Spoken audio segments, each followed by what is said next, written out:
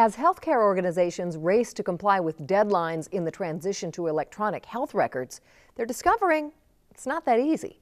And it's not just about the technology. As we're about to learn, it helps to have people experienced in the best health IT practices leading the way. We're joined now by Alan Creedy, Vice President of TEKsystems Healthcare Services. Welcome, Alan. Glad to be here, Jackie. Also joining us, Vaughn Baker, EHR Practice Director for TEKsystems. Welcome to you too, Vaughn. Thank you for having me.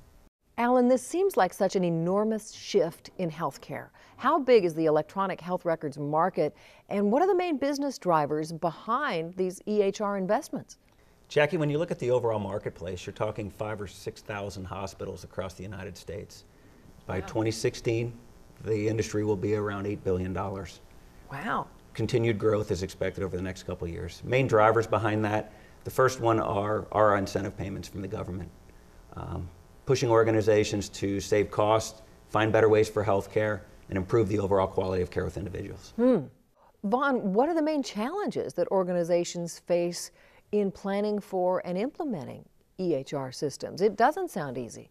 And it's not easy, Jackie. There are two critical challenges that organizations face that can severely impede EHR return on investments.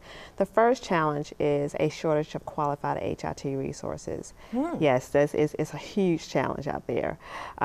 Yet the industry is experiencing a lack of more than 50,000 HIT resources.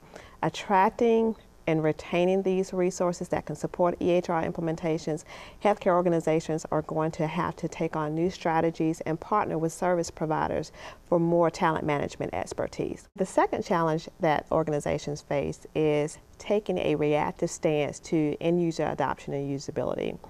Adoption and usability are critical success factors that often take a backseat to the implementation itself.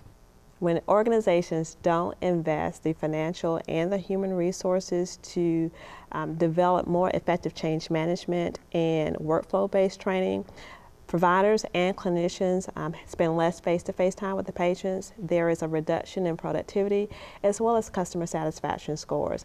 And although these are outcomes that are initially expected, healthcare organizations are not realizing adoption and usability rates at in an acceptable time frame. So, Alan, to sum it up, what should healthcare organizations be looking for when selecting an EHR service partner? Jackie, having an organization that has the depth and experience throughout all phases of the implementations is critical. Someone that has deep experience, that's helped these organizations throughout the years. Organizations that are flexible, that are willing to snap in wherever the organization needs them, that understands the organizational goals, that can be flexible with their approach and their process and their implementation and their training to be able to meet those goals at all levels. Secondly, organizations that have access to that type of talent. The HIT labor market is strapped for resources today. The organizations that are looking for those need to have proactive ways to find them, to retain them, to keep them working, to keep them productive. Our experience with that labor pool, our experience in the industry provides that type of experience and visibility and provides a lot of comfort to those organizations. Well, Vaughn and Alan, your insights into the issues that healthcare organizations face and the real-world experiences you shared make it perfectly clear why they can't do this alone. Thank you so much for being here. It's been great. Thank you for having us, Jackie. Thank you, Jackie.